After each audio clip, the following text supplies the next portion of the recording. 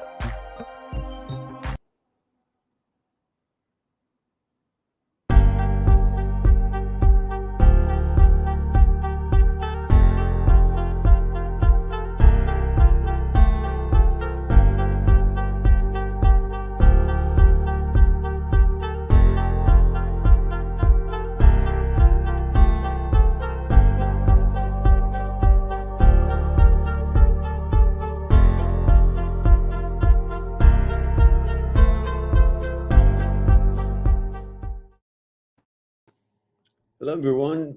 Hope you're all doing well. All three of you.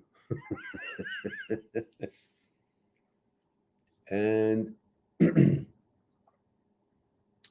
Thomas is here, says, Hey, legend Thomas 22 tuning in from Florida. Ah, the land of free. Florida. I hear lots of nice things about it. I was there many years ago on a pharmaceutical convention. It was a very nice place. I went to Jacksonville and also Miami on different trips.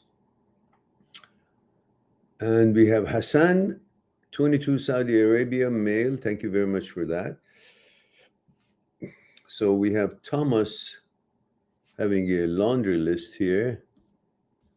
Thomas, you know, this is a live stream, not a private consultation. Let's see what he says. So my question is, I think everyone here would love to know, how was your last couple of weeks of this is malfunction? Did you ever stay and think to yourself, wow, these thoughts are not lingering? You know, you're just, again, going on. You're not letting this topic of when is it going to go away go.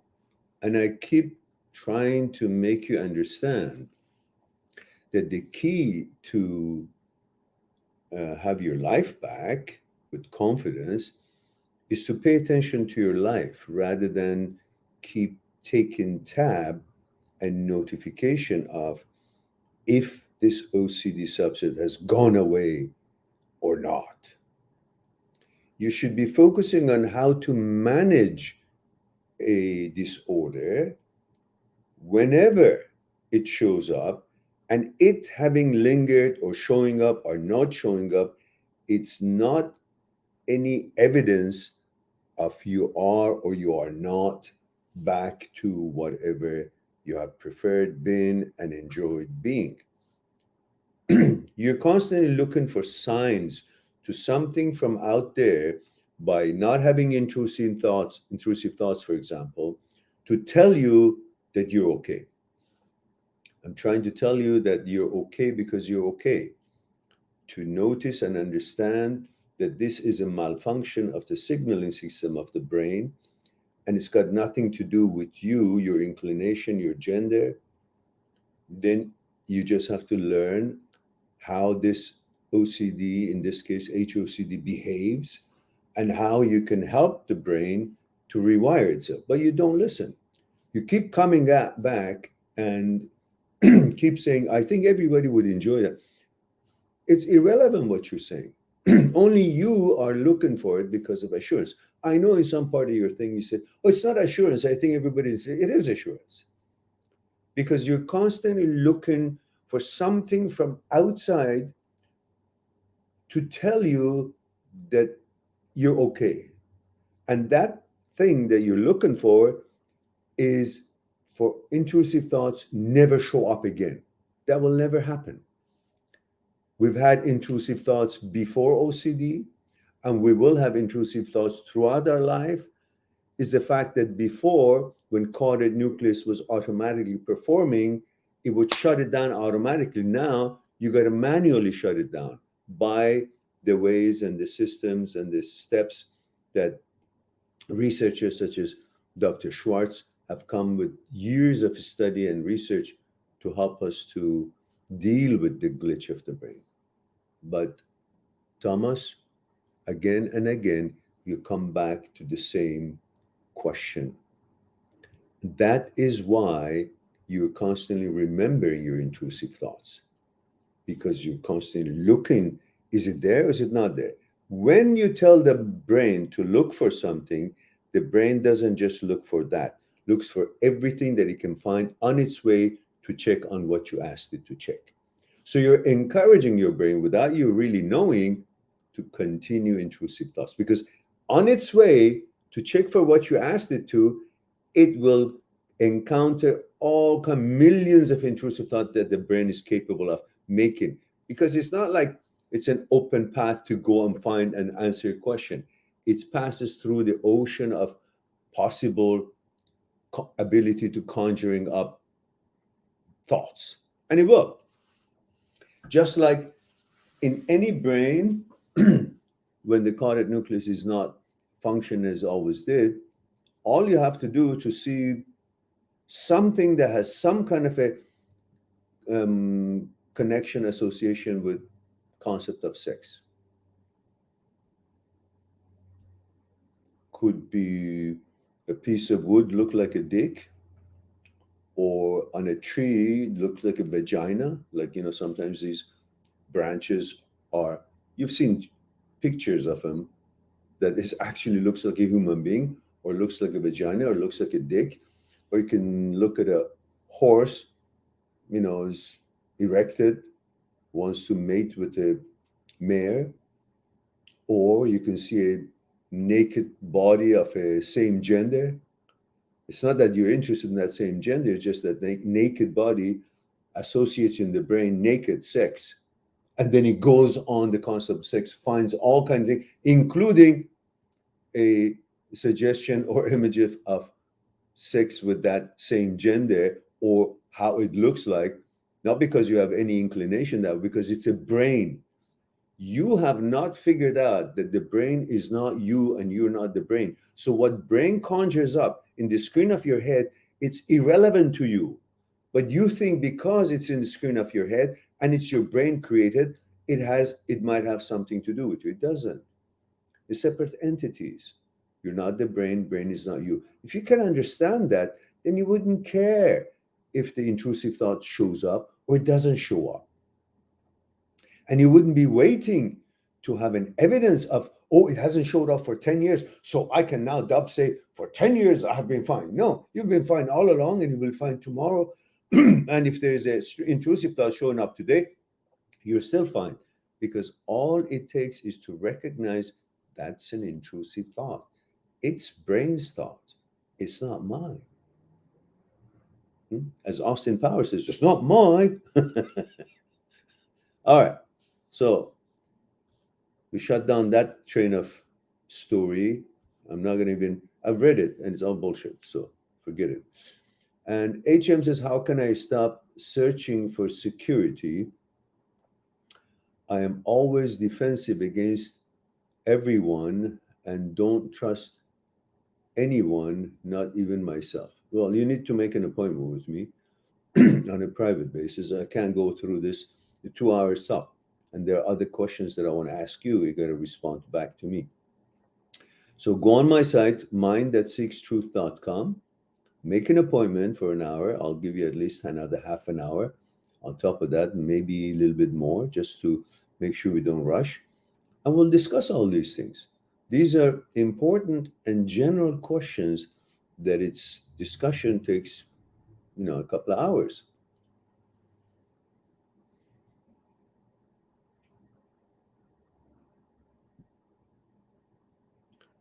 Anchor Baru says, hey sir, Anchor 19 male from India, suffering from HOCD, and the most common concern is HOCD is false attraction. Every day I wake up with a hope that I would be recovered, but it's been 9 months I suffer. Well, sometimes take a year and a half to 2 years, more or less. You're focusing on the wrong thing in dealing with HOCD. You're constantly running a meter to see, is it gone away? When is it going to go away? Oh, I have an intrusive thought. You're not dealing with the intrusive thoughts when it shows up. You're noticing it and you wonder and you interpret it and you get annoyed, rather than using the remedies to rewire the brain, rather than being affected by the content of the intrusive thoughts. And I have the 4 steps of Dr. Schwartz in a video on this channel. You can watch it and help yourself to move on from it.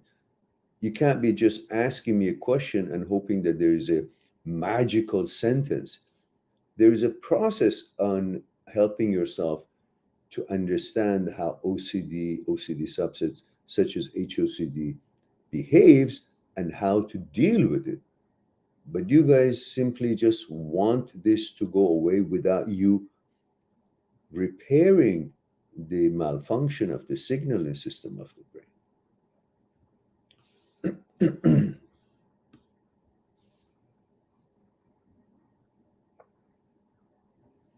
Yeah, I know, Thomas, but you're talking shit. It makes no difference. All right. I just wanted to know. And it's not you just wanted, it's assurance. It's all fucking assurance. And it doesn't matter how I dealt with it or I didn't deal with it. I didn't care. All I cared was, that's annoying.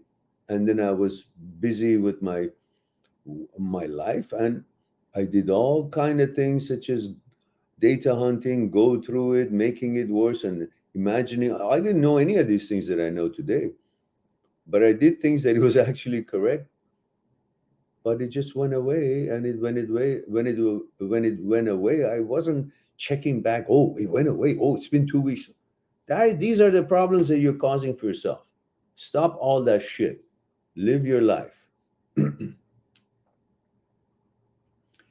HM says, are all talks with you 100% confidential? Yeah, of course it is. I mean, there's nobody in the Skype between my client and myself, and you have the choice to record it for your benefit or not. And if it is being recorded, it shows the system, Skype shows that it's being recorded.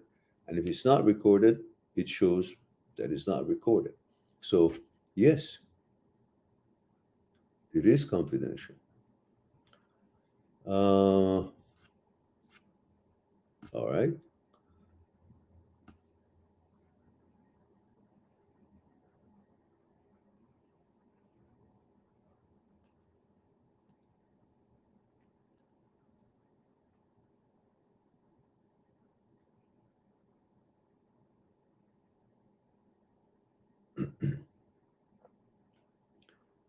Thomas, one of the differences between me and many psychologists who you can consult in regards to OCD and HOCD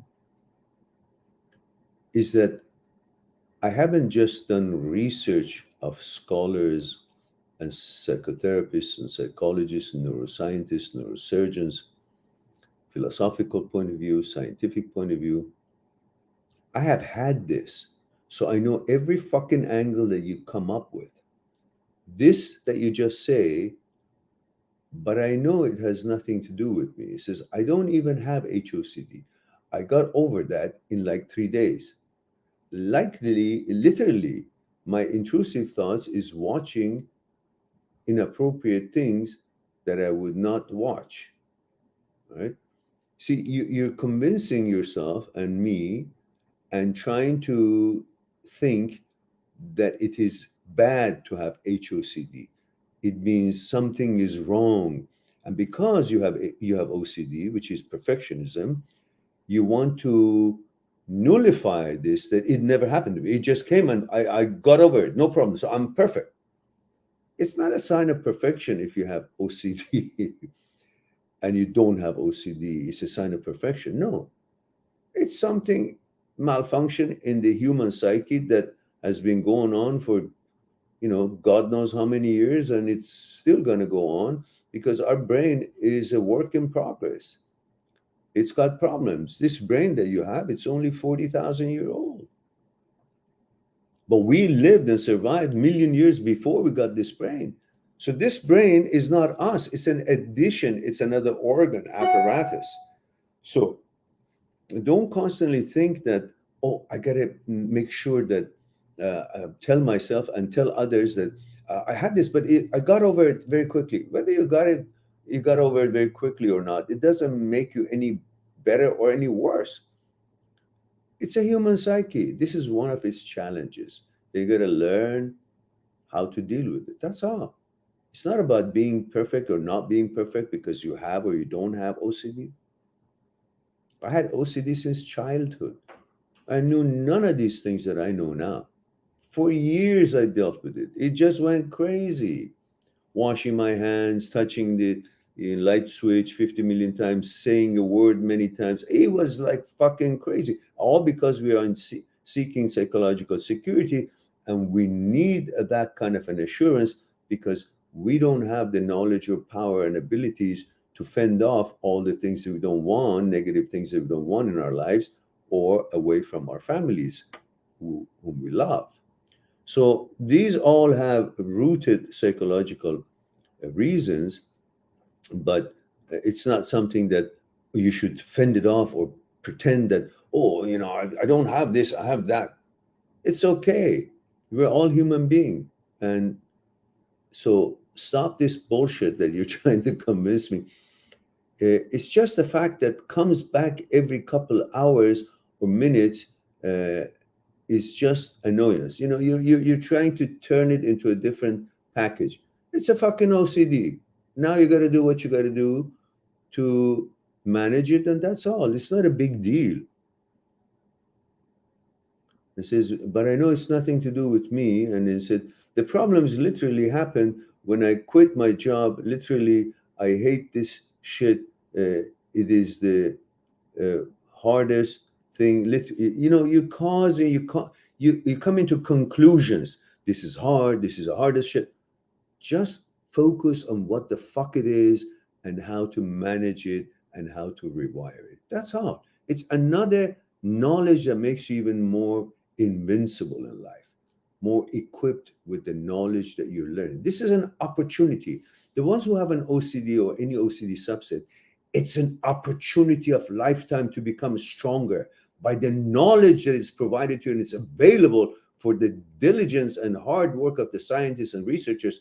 You work on it, and an asshole like me who's sitting here making 3,000 videos for you guys, which you guys don't fucking watch it, and I've got 4 people on this fucking live stream instead of 4,000.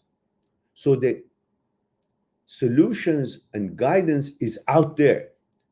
If they're not finding it or don't care about it and keep wanting to let the brain rule their life, that's your own fucking choice.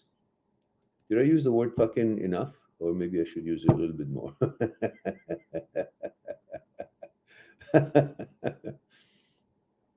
And Thomas says, bro, you're Superman. Okay. And HM supports Thomas. That's good. All right, so we've got 5 whole people here. And where are the rest of the stories? All right, maybe I should give you a short break till you guys come up with more questions. Possibly. How about that? Like that? Maybe?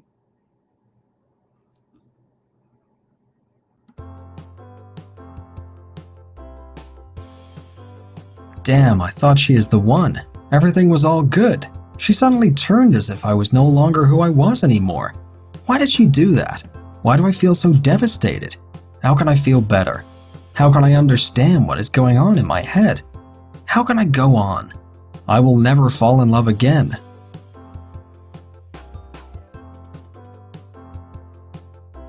Ah, things finally make sense. I now understand why she did what she did, and why I feel so shitty about it all, and why I miss her so much. I now know how to not miss her, and how to move on and build a better me, more confident and more aware of the role of my thoughts, consciousness, desires, fears, and ego in my relationship, and how I feel after a breakup. I got to talk to him or watch his videos on YouTube.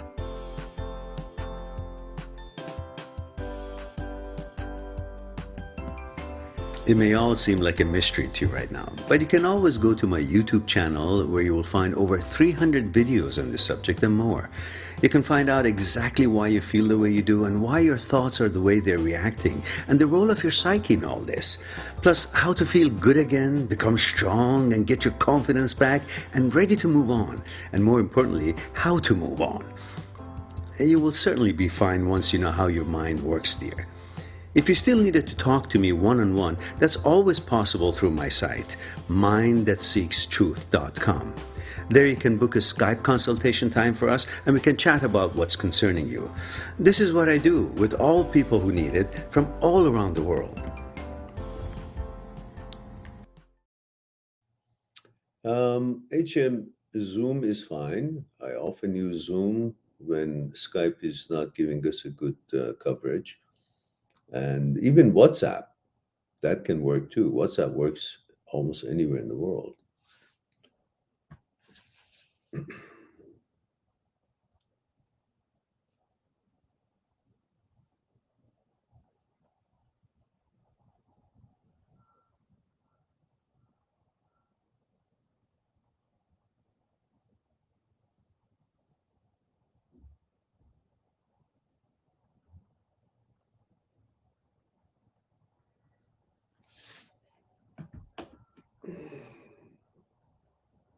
All right. So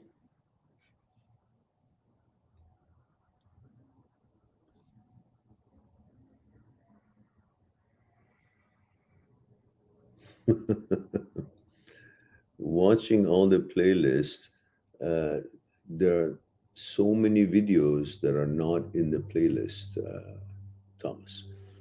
Recently, just about 2 days ago, I started um, the 1 point fast, which I'm going to put all the videos up to 10 minutes into this channel.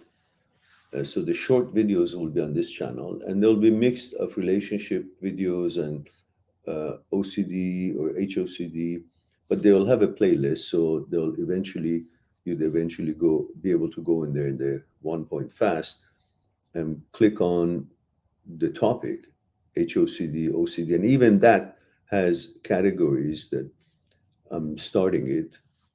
So, that would be something. But the longer videos that I think I will maybe not. Maybe I'll just put it all in, include all the ones who are not included in HOCD playlist, put it all in there so you guys can have all of it in one playlist. Because the playlist you've watched, it was for a while I kept remembering to put them in playlists, but then I've made so many HOCD videos. It's I don't know, I think 1,000 maybe, and they're not in playlists. So I got to do all that.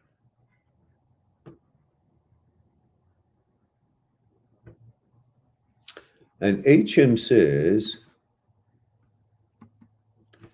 how to deal with brothers that they don't appreciate you.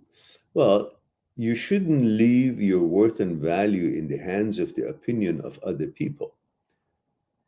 There are many, many people that you could be friend with, and they're all very nice at the beginning. And eventually, throughout the relationship, you'll find discrepancies and conflicts and divisions, and that's fine. So be it. Why would why would we expect people to like us? Because our ego believes that we are above everybody else, and that's fine. It's okay. But don't think their opinion would bring you any lower or any higher or whatever it is. Other people's opinion about you does not make you any better or any worse than a person that you really are. So you should grow a thick skin and, in a very scientific and philosophical way, if I may say, just don't give a fuck. I mean, this word is so useful in so many tangents. So your brothers don't appreciate you. Well, that's their nature, because obviously they want to be considered better. And one way most incapable people in the world choose to seem better is to destroy other people, and don't encourage, appreciate what they accomplish or what they do. They say there are two ways of having the tallest building in town. One is to destroy all other buildings. Then suddenly your building of 5 floors is the tallest building in town. And the other one is to keep building your own building, keep building on it. Many people in this world don't have the ability or talent to keep building their own tower, their own building. The easiest thing for them is to antagonize, chisel, condescend, put down, don't appreciate, and don't give any praise to anybody, because they're scared. They're afraid of not being looked upon by the parents or by somebody else, or in your eyes that you're better than them. So by ignoring you, you constantly are thirsty for their attention. You shouldn't give a shit. Should live your life. You're old enough now. What are you, 22, you said? Well, you're old enough to not want to prove anything to them. Stop trying to prove to your brothers that you're like them or you're better than them or you're something. Don't seek their appreciation.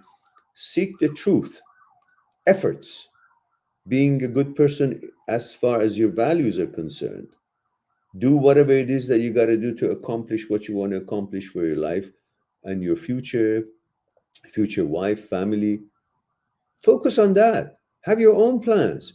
You shouldn't be sucking up to your brothers in order to gain their favors. So that's on you. You can't stop people from behaving the way they behave. So if you're affected by their opinion or the behavior towards you, that's on you, because you can't expect them to have the best interests of yours in mind. They're having their own best interests. Whatever they're doing is not for you, it's for themselves. So you choose to be affected by their bullshit or the behavior or the attention or lack thereof. It's on you. You can choose not to give a shit. So you got to find out, why do I give a shit? Why is it that is important to me for my fucking brother who is a coward, instead of praising me, giving me a lift, older brothers? That's the sign of strong man. That's a sign of love. That's a sign of care. That's a sign of a human being, as we all are supposed to be, supporting one another, give good energy. The ones who don't give good energy, they think that energy belongs to them.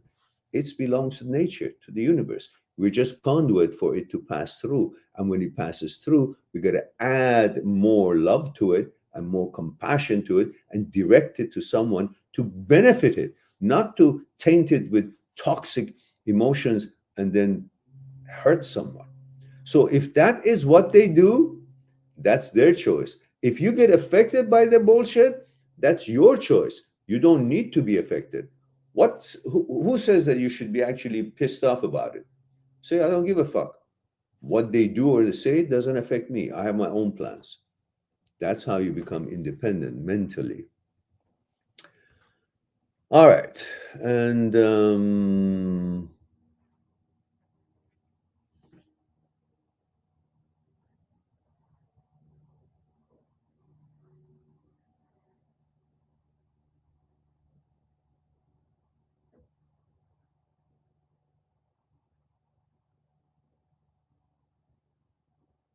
no, Thomas, that's wrong. Thomas is, like you're human, like me, I have gotten a lot better, trust me. I just want to know the chemical breakdown of what happened that day at the gym that set this shit off in my brain. Please answer this. And you see, that's the problem. You keep coming up with some bullshit that you think is important. Chemical breakdown, but you've already accepted that this is a biological thing. So you're really fucking up your own brain. This is not a biological thing. This is a malfunction of the signaling system of the brain. That's that. There's no fucking chemical breakdown. You're coming up with some bullshit that puts you in responsible to answer a question that is irrelevant. That's a bogus question. What chemical breakdown? I've been coughing blood to let you guys understand that this fucking thing is got to do with the brain, not you. You are not the brain. Brain is not you. You're the awareness. You're the entity that exists. Brain is an organ, apparatus. And when something goes wrong in it, it does shit things. Like people who go crazy, people who go manic, people who go bipolar, people who go schizophrenic. What is it? You got to know the biological. It's not. It's the organ gone haywire. So there are ways to fix it. In certain kind of sicknesses, such as schizophrenia and all that, they get medication. OCD, in most cases, you don't need medication. You just got to understand the dynamics of the psyche and its malfunction, and through repetition of a certain behavior and certain attention or lack thereof, you will rewire the brain, because neuroplasticity works in all aspects of life, including fixing up something that is fallen off the track and you want to put it back on track. That's all. So you want to make the components that always worked automatically back to their automatic performance. That's all. You're asking some shit, you're making some kind of a fucking scientific, biological bullshit out of it. Just why are you putting yourself in that such trap? You're constantly trying to find a reason when the whole fucking scientific community of it, research on this, is telling you this is not a biological thing. It's not like suddenly you became a different inclination, you just liked it. No. It's a suggestion that this thing is gone wacko and is mixed up. It's association of your values, your gender, your inclination to the concepts that is conjuring up these thoughts from. That's all.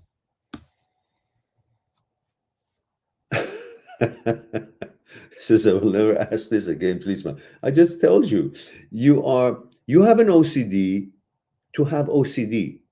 This is what I actually researched on my own thoughts long time ago. There is something, I think there is a video that I think at one point I made, which is actually titled that. Let me see.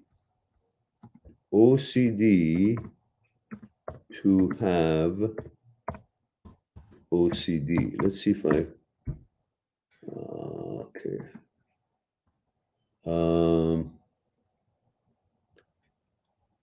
OCD for OCD. Let's see if that answers. OCD alone. Oh, that's in live, that's why. OCD to have OCD.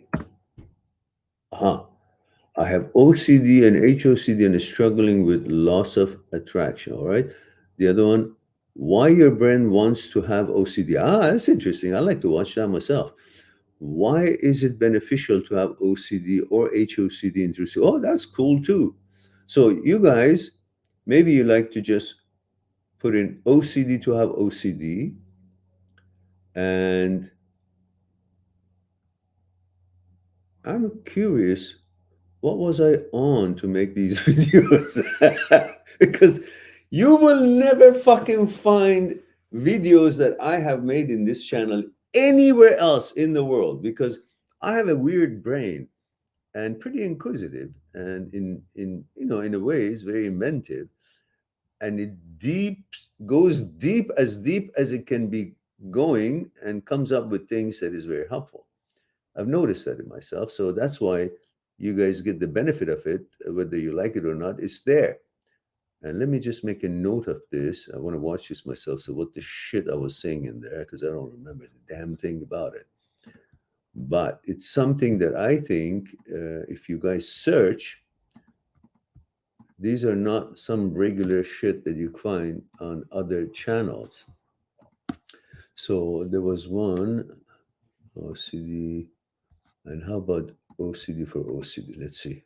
OCD for OCD. Explaining Dr. Schwartz's fourth step, okay. OCD for HOCD. Oh, that's interesting. Let's see what it says, guys.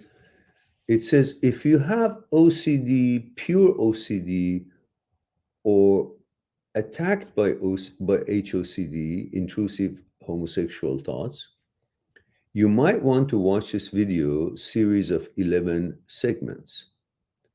The discussion will give you more information than by what is usually discussed by most others. This series of 9 videos are specially made for your further in-depth knowledge about the role of thought in our psyche and how to understand what our focus should remain on when such thoughts pop up in your head.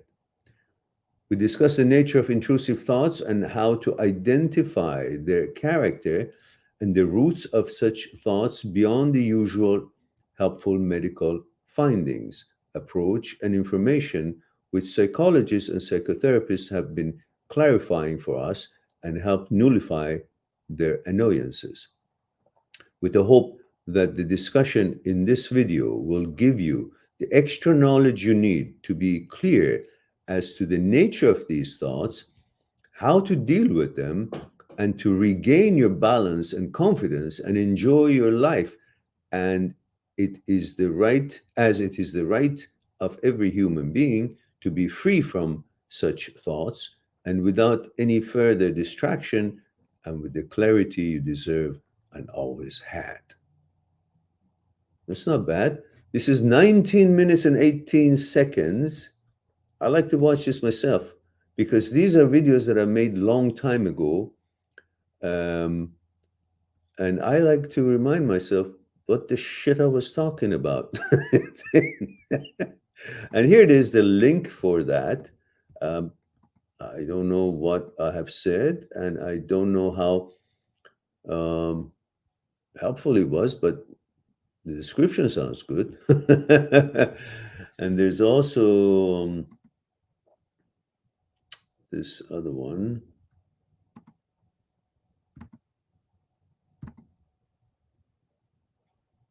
And this other one says, we want guarantee. Why your brain wants to have OCD. That must be interesting. I want to watch that shit. Honestly. Yeah, and there's another link, the one that I just talked about. You guys can check it out yourselves. All right. Let me see if we have any other question here.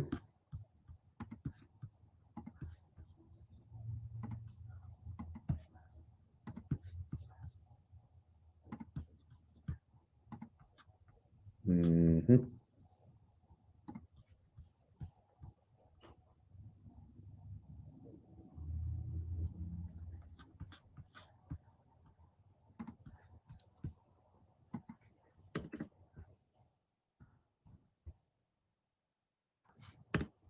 Okay. Let's see.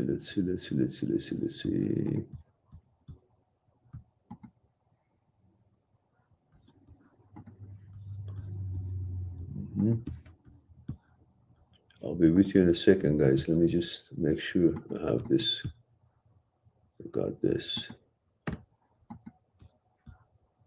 You know, even I sometimes watch my old videos myself, just because there's so many things I researched that I may not remember how I can use them. And sometimes I watch them to remind myself, such as how to delete your memory, which of course I know down pat, but it was very interesting, those information. And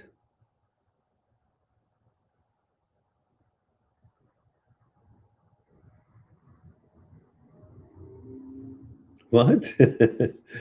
And Stephen is here. Says, hello, Mary. Hello, Stephen. Says, male 22, male 42, Los Angeles. Thank you for that. Thomas says, I will never ask this again, please, man. Okay, I did answer it, goddammit. What do you... And Thomas says, I won't even show up in the live and ask this again. If I do, you ban me. No, it's okay. Thomas says, okay, I have a real question. In the beginning of the OCD, why anything that was said, my amygdala was fearful of everything literally that was said or seen. I seen drugs, my brain freaked out. Well, I don't quite understand what you're saying, but to me, it seems like you're asking why the amygdala would, because amygdala can get overactive, and it's responsible to save you, and alarm you of any possible dangers. That's why it doesn't wait for actual evidence to be sure there's a danger. It gives you the danger signal for you to get your ass out of there, whatever danger it might be, but it doesn't stop to check first and then give you a signal, because it might be late by the time it has an evidence that this is a real danger or not. So it is programmed by sniffing a possibility of a danger to alarm you. That's a high quality security system. If the security system, let's say you have your home, waits until the gun is fired or someone is knifed and then say, oh, there's a danger, that's too late.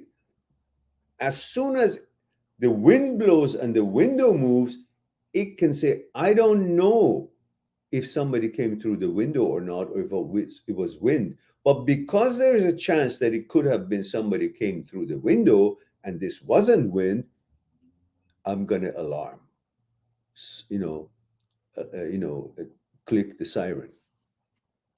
Amygdala says the same thing. In the old 1,000,000 years ago, when you were in a jungle, let's say, and the sound of a twig of a break of a branch comes, amygdala doesn't wait until you actually check and see and the dinosaur is close right up your ass and is about to tear you apart to tell you, hey, by the way, that twig that we heard, it was this guy. No, here's the twig. It says, this break of a branch could be sound of an animal passing through it and breaking it. That could be jeopardizing the health of my owner. The amygdala is being an organ, sends the signal anyhow, right away. And you are controlled by autonomic system of fight, flight, or freeze, and you will choose one. And most often, if you're calm enough, for survival reasons, you run. So that's a way to protect yourself. You can't somehow wait until something happens and say, oh, there was an attack on me, now I got to defend. But sorry, my leg is now already caught, I can't defend. That's why. And sometimes when it gets overactive, it actually makes you end up with OCD and so on, because it's just overzealous.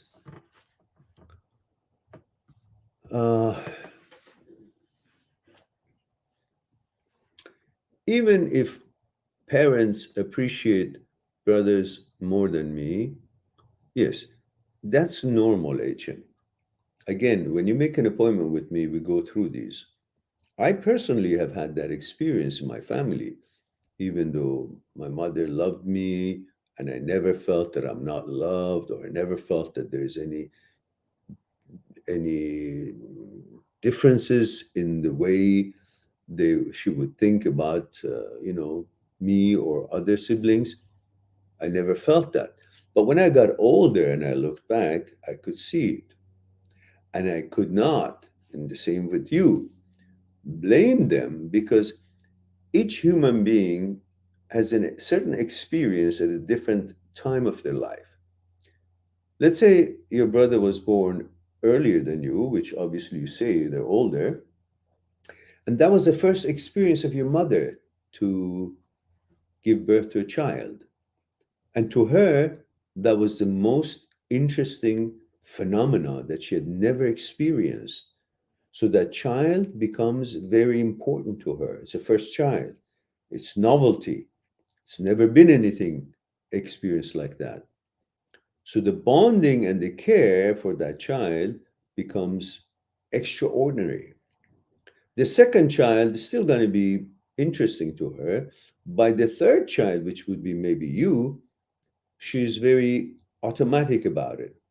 So there's not an extra emotions like the first experience. It's not about that she loved your brother because your brother was more handsome or better or anything. No, it was about her. Her experience was the first experience in regards to this firstborn. Not that the firstborn is any better than you, not at all. It's her first experience. She never had that. So her reactions and fears would make her to become more attentive, more caring, and that more attention, more caring plays on her psyche, conditions her to think, not on her own choice, to think this child is the most important thing. Her fears and responsibilities, what other people think, what kind of a mother they think she is, and all that, all played a role. By the third one, she was a pro. So you may not have received as much attention as them, because then she was not so experienced, was fearful of her mistakes, and would pay extraordinary attention to them.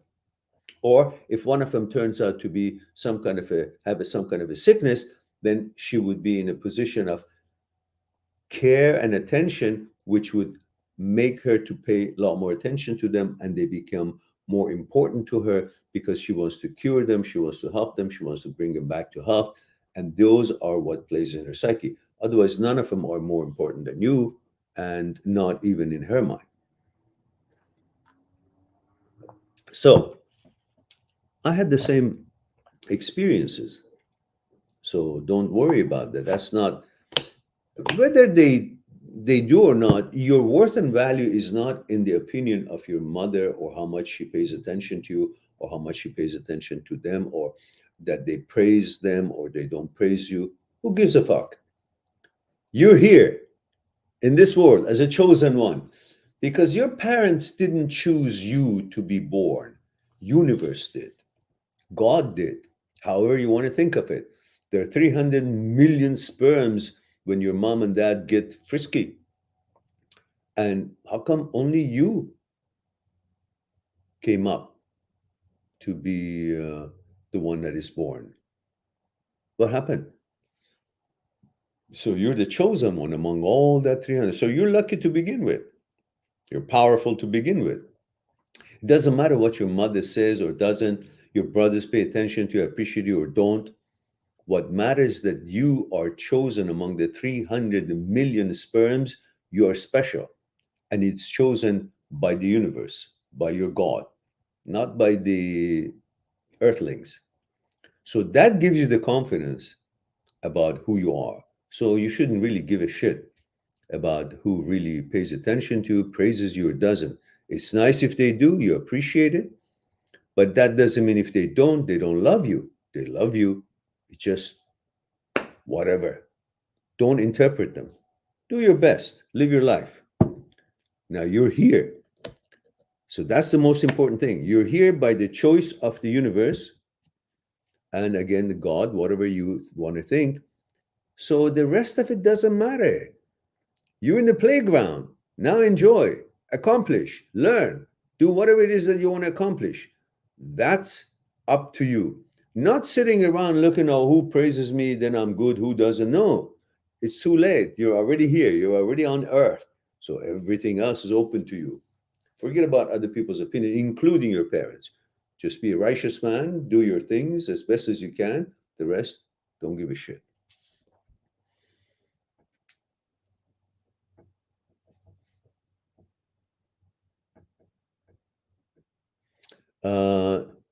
He says, should I talk to my brothers ever, or just ignore them until they talk to me? I don't know what the story is. I don't know if you were not talking to them. I don't know if they were not talking to you. I don't know all these things that you're asking me the question. So again, go make an appointment with me and then explain all these things to me. It will be interactive. I would have to ask you questions to get the information, and then we'll talk about it. Otherwise, I won't be able to make a intelligent comment about it. Stephen L. says, you think my OCD is bad? OCD is OCD. It's not bad or good. It's OCD. You got to deal with it. Thomas says, man, I'm done asking this, but whatever if I have this to the day I die, it is what it is. What the fuck can I do? Nothing. You don't have to do anything. We all have intrusive thoughts to the day we die. Nobody has a carte blanche or exemption from intrusive thoughts. Everybody has intrusive thoughts. Everybody has some kind of OCD, whether they know it or not. So all it matters is how to deal with it. It's like saying, oh, will it be possible for until the end of my life, I will get cold? Well, you may. So what does that mean? Every time you get cold, you deal with it. oh, until the end of the rest of my life, how can I be sure that I will never have diarrhea? You can't. You might have diarrhea. So you deal with it. Same thing, diarrhea of the brain. You can't be saying, oh, will I ever have will I be able to live the rest of my life without without intrusive thoughts? No, everybody has intrusive thoughts. Oh, so I will have intrusive thoughts rest of my life. Yeah, everybody will have that, but not all the time. Just like diarrhea, just like cold, just like headache, whatever. But whenever it comes, you don't say, oh my goodness, now I'm going to worry about if I'm going to have this the rest of my life. Yeah, sometimes you might have diarrhea. Sometimes you might have a cold. Sometimes you might have a headache. Sometimes you might have a knee ache. You can have all kinds of things. But when they do, you deal with them. I mean, you deal with them, they're gone until they come back, you deal with them again.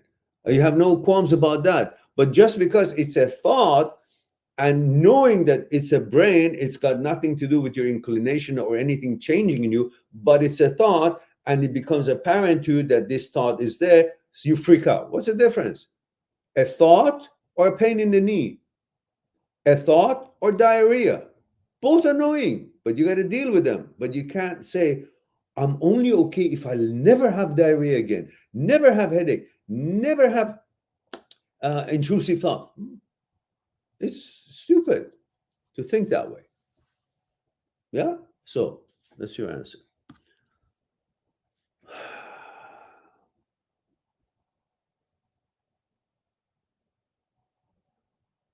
Yeah, no one's intrusive thought was worse than mine. So shut up.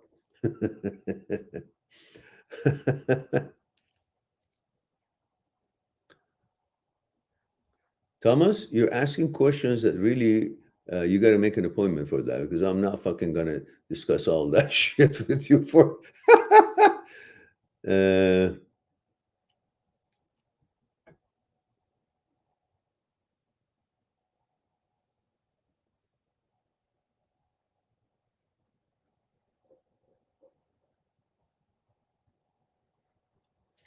All right. HM says, do you think generously is a good thing? Generosity. Do you think generosity is a good thing? Yeah, in its own merits and its own level. Yeah, why not? Even though we don't get from some people something back. Yeah, sure. But depends why you're doing that. Is it because they need it? Or is it because you want to suck up to them? And it's a bribe to accept you or to play with you or whatever. Some people kick you with those you gave them. Yeah, well, you don't give it for someone who doesn't ask for it. One thing my father taught me, which is very important actually, very simple, but yet very important. You end up doing lots of things for people, but if you keep doing it for the person who doesn't appreciate it every time, or at least doesn't show it one way or another, then you never offer it to that person before they ask for it. Once they ask for it, they know they've asked for it and they've been helped. So they remember you did something for them, and it's welcomed help because they asked for it. But if you give it to them for free, what happens? What people think about something that you gave it to them for free? They think that's its value. Free, nothing, because they got it for free. The people who want to think about the gift you give them because it was free, then its value is also free, you don't give them that gift. You give it to the people who value the gift for what it is, not to think because it was free, therefore its value is nothing.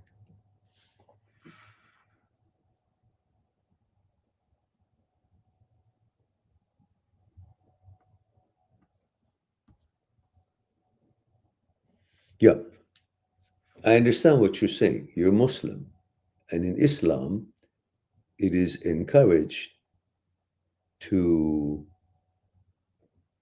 give to charity, to give. But this was a way to help people who didn't have in the old days by promising you if you give, then God will give you back.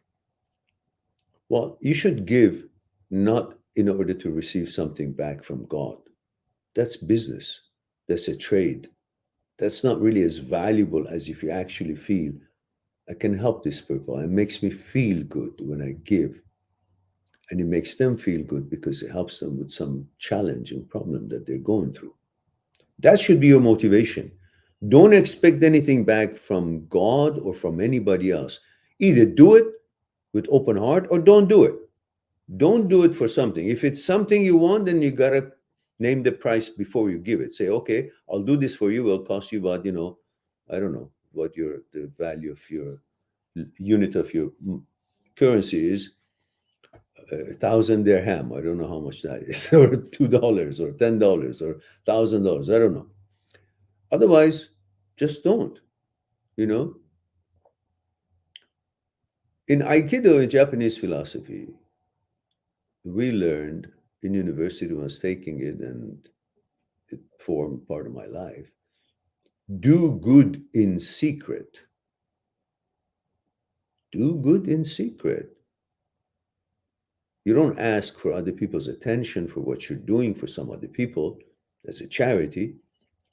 You're doing it because you want to do something good for some people to help them on their way, on their journey. It makes you feel good too. You know it, and that's the gift. That's the payment for it, that you know it and you feel good about it. Hmm? But do good in secret. Nobody else needs to know. In Islam is pretty much the same. You give charity, but you don't make a hoopla out of it. Oh, I did this. I gave this to them. No, you just give. And that's good. But expecting something in return, that's your motivation to give. That's going to make you expect. And if you don't receive it, then you say, what the fuck, I didn't, you come up with some kind of a, hardship. So don't do that. Either give or don't give. Don't expect anything. But you don't have to constantly give in order to have your life, something good happen to it, because that itself is like superstitious. And don't allow superstitious to control your life.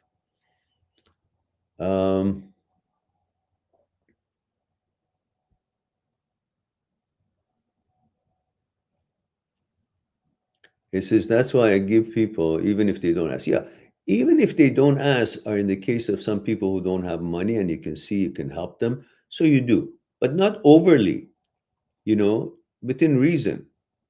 Like I remember I was a kid and we were a member in a country club. It was a very posh and, very good country club. And one day I took a taxi to go to the country club. And so I had the taxi stop at the beginning and of the whole complex of it. And I started walking to the main building. On my walk, and I was a kid, I was very young. I think I was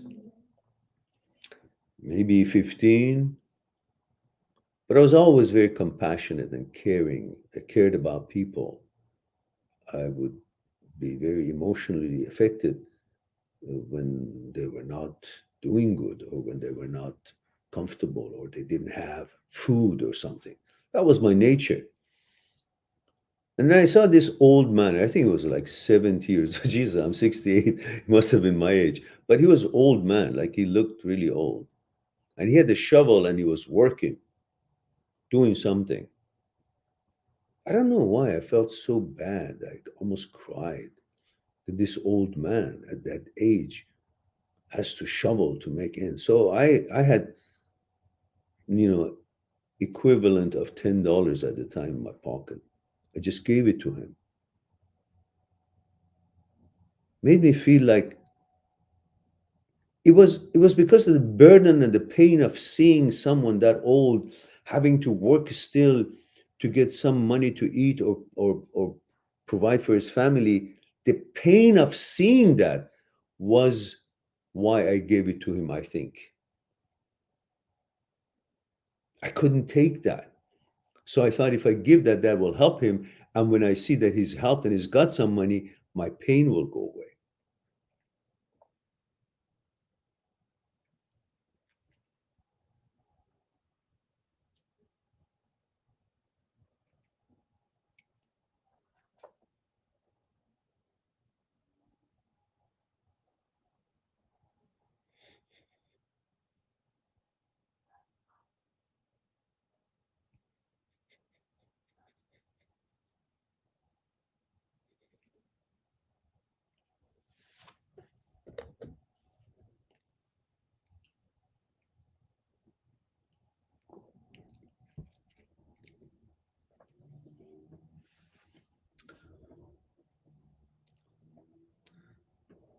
there are lots of unfair situations for people on this journey. So if you can help them, help them. But the ones who really seem like innocently they need that help, don't help people as a bribe so you will be liked. Do it because they need it and you can see they need it.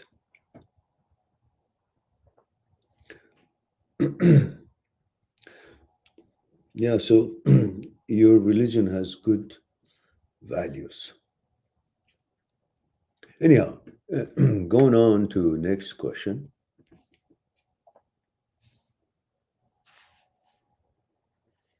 All right, I'll give you guys a short break. I'll be right back. Just warm up my tea. Yeah.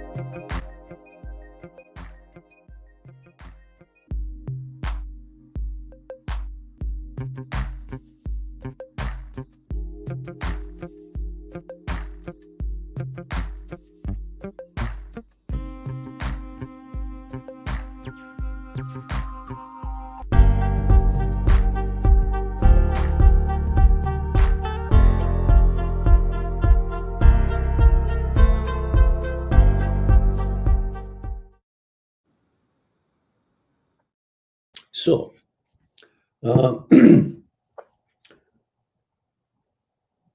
HM says, but doesn't what goes around comes around? No, not necessarily.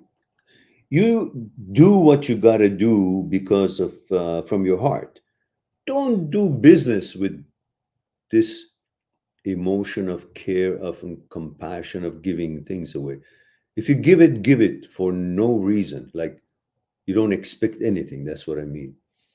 But if you're doing it because what goes around, you're seeking security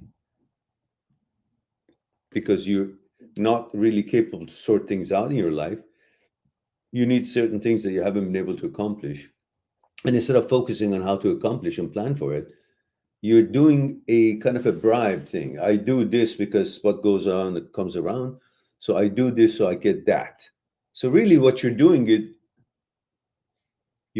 to get something. You're not doing it for that person. You're using that person as a conduit, as an excuse to trick some other system that will give you something if you give something. That's really not really going to make you feel good. Either do it or don't do it. If you do it for their benefit. Don't worry about getting anything back. This whole business of what goes around, it's a way to manipulate you. But its roots is in the philosophy of when you give good energy, when you do something good of this nature, you're giving good energy, good intention, good energy. That good energy is being supported, is being promoted, the flow of the universe, flow of the energy of the universe. So that energy that you just behaved as a capacitor, that energy comes through us and always expands further, you just gave it a push of a good energy that was passing through you. And that, since all energies, when passes through you, comes back. So when it comes back, it's a positive energy. That's the idea of it. But don't take it out of the context so much that you will keep doing things in order to get something. giving good energy out through your behavior, through your help, through your gift, through your advice, through whatever you do is good. And that energy is what is going to affect your life. Because when you give good energy, you become a better person, good person. And when you're a good person, you'll always be following a path of righteousness, path of positivity, path of good project. Your mind would be positive, and that's what you really are gaining: positivity, happiness, power, good energy. You extend good energy flows through you. That's pretty much the roots of all these things.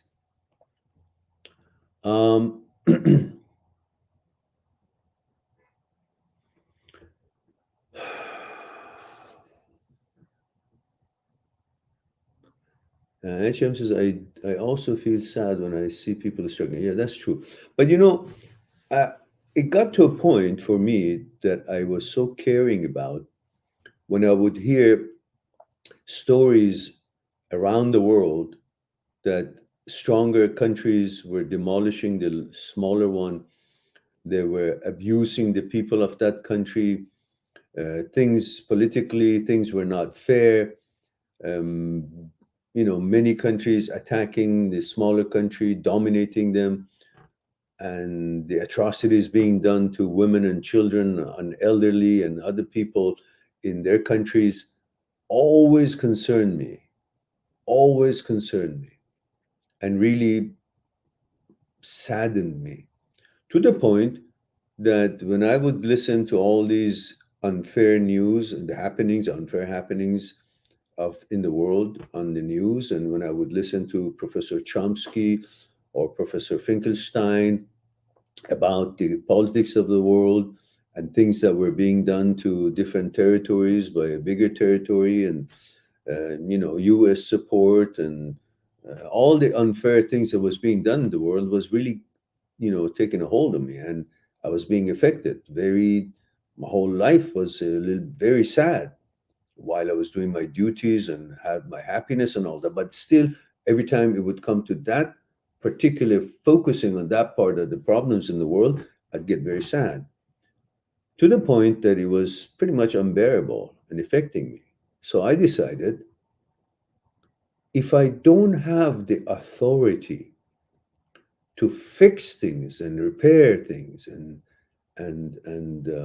bring things to balance, then I should not feel responsibility for what is wrong going on. Because I was feeling responsible, because I could see the problems, I could not do anything about it. What could I do? I'm one man, one person, and I can see all these unfair things and military powers over the smaller country, and domination and dictatorial over the people, and people were not free, and all these things around the world in so many different countries.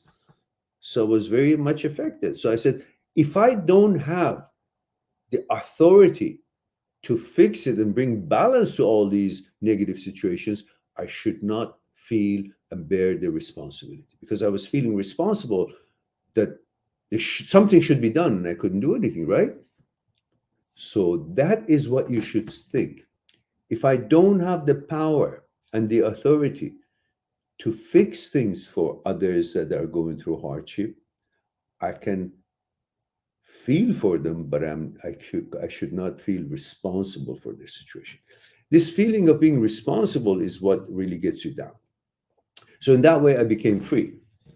I became free in a way that I could still vote against violence and vote against all these atrocities and unfairness, but would not feel responsible for it as a human being, fellow human being that has come to know about these negative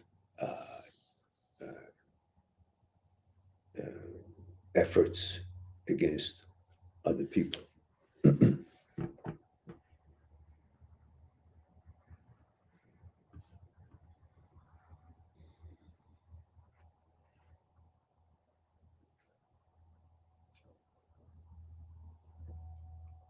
Okay, Thomas says, okay, I have a question. Serious. I don't know if you know Howie Mandel, famous celebrity. He has a washing hand problem. Yeah, I do. And still has to do this daily. he has had it since he was 6. All right. Yeah. So what about it?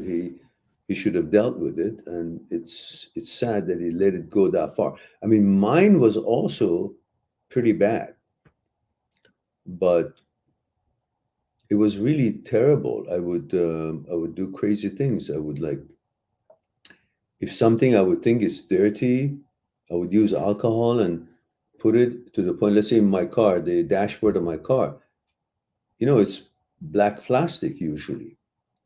This thing had turned into screeches of white because I kept putting alcohol and clean it. And it got bad to a point that I said, oh shit, I gotta sell the car. It looks ugly now. So I got rid of it, bought another one. So, and it got pretty bad. It was like, I could see it myself that it was crazy. It was not normal. So that observation that this is controlling me, and I hate anything in my life that could control me. That's why I never allowed alcohol become part of my life as far as becoming a habit. Yeah, I drank some in university and all that, but I just don't like it.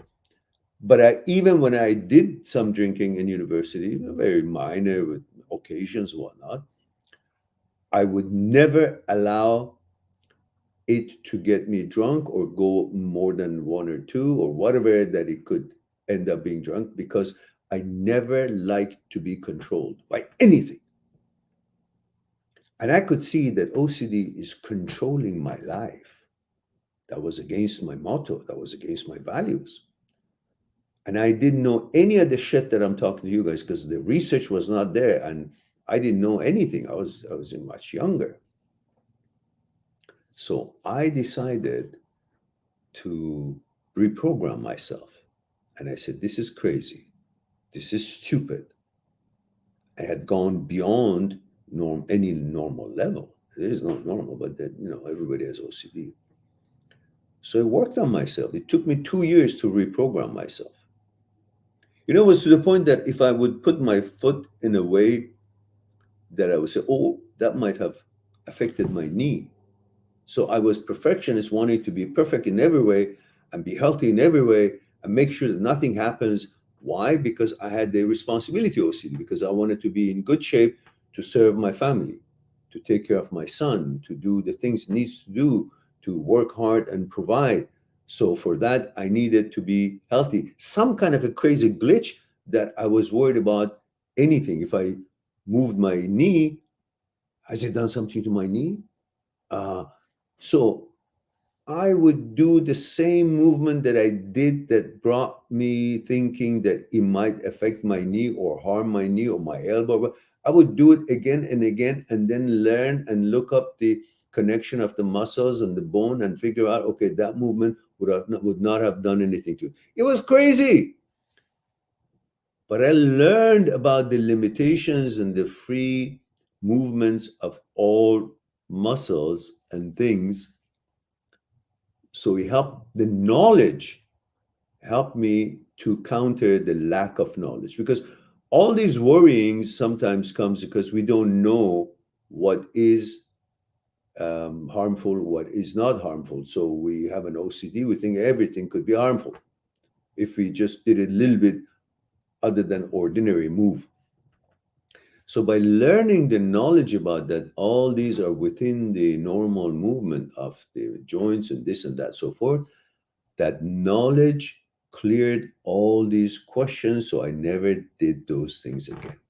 I don't do those things again, ever again, because I fixed it through knowledge, through understanding, in the inventory of my brain, and we act according to the values and the content and the knowledge that we have gathered. So that helped me to get rid of that. The hand washing, I don't do that anymore. Touching the light switch 50 million times, I don't do that anymore. I remember when I was a kid, wanting to sleep, my parents were in the other room, I was in this room. I'd say good night. They'd say good night. Then I'd say, oh, I have to say good night again because it wasn't the right pitch. So good night. Good night. So I'd say No, that was, I gotta say it one more time because it has to be even number, let's say. So, good night. And finally, my mom said, good night. It was crazy. But I lived with that. And then I tried to tone it down so nobody would understand it. Nobody would know that I'm doing these sort of things. It was all kind of things. I was on the bus. I would say something like, I would say, it had to be the right note. All these things keep giving me notions and information that this is stupid, this is crazy, you got to fix this. So eventually, at a certain time in my life, of course, those movements of they went away by themselves as I grew up. And those moving my neck like 5 times that way, superstitious, all went away. But there were certain things like these cleaning business and all that, and many other things, and the knee and the back and all that, I was constantly questioning. But the knowledge of knowing took me 2 years to actually do react all these movements, and then through understanding that none of them is hazardous, none of them could affect me, I was able to rewire. But I didn't know any of the stuff that I've researched through the past 13 years. So you can get rid of all that shit. Yeah?